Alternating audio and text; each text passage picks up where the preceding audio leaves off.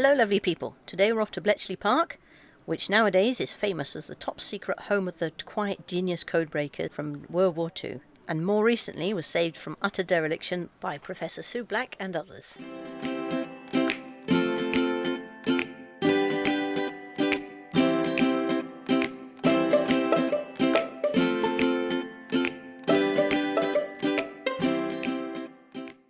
Okay, we're here. I've no idea why I'm in time-lapse. I'm terribly sorry about that. So the main entrance is in one of the ancillary buildings, so one of the original blocks as they were called. This way, okay, let's go into the entrance then.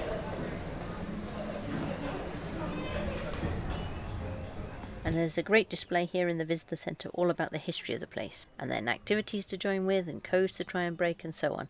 And of course films to watch, so you learn about the legacy and the history of the place. Entry was free for anyone less than 12 years old, so that was really super, just £2 to pay for today. Here's a little look around the visitor centre, and then I'll come back to you later to tell you about the rest of the site.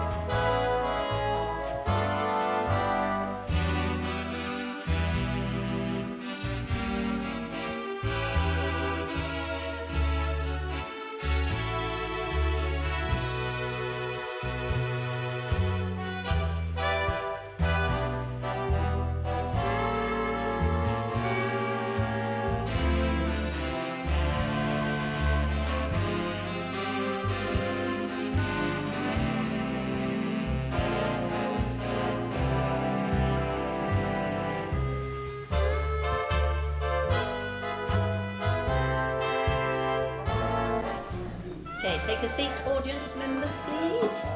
Right, are you ready? 1939. Britain declares war. The great British public huddle around radios, listening to the news. They are preparing.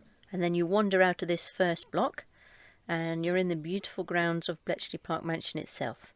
And incidentally, before you come out, make sure you've picked up an audio guide and some headphones from the desk, and then as you come out that will guide you around the various huts and buildings and so on, and you'll hear all about the place and what happened in each of the locations. So there are guides for adults and for kids, and they're available in all sorts of different languages, including British Sign Language, so that's really helpful.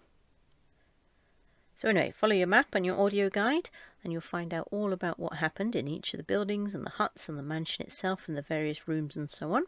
As well as the permanent exhibits, there's also various pop-up exhibitions in different places. So also on site is the National Radio Centre and the National Museum of Computing. Both of these are separate organisations that just happen to be sited in the same location, and they're easily accessible from the main car park itself. The Radio Centre is free, but the Museum of Computing does have a fee.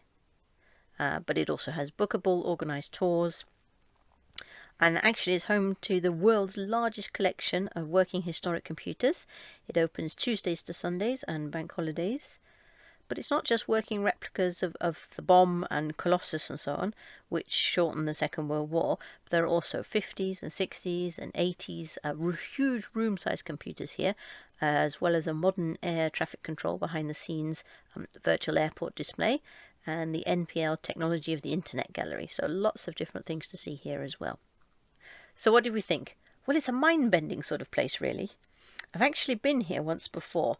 It was back in the early 2000s for a work meeting. And I have to say it was in a terrible state then.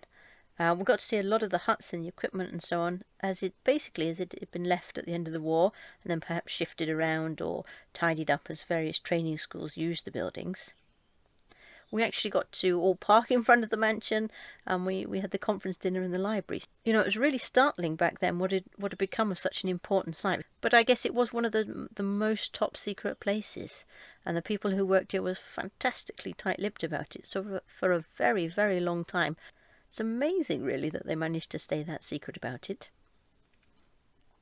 So did you know, for example, that in the late 80s there were plans to flatten the whole site for housing?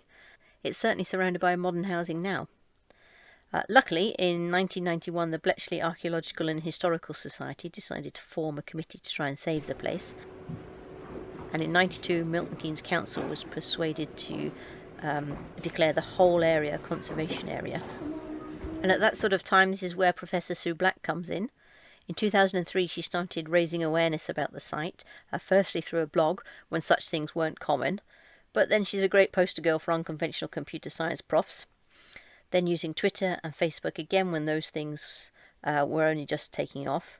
And this brought the site to the attention of the public and also famous folks such as Stephen Fry and so on.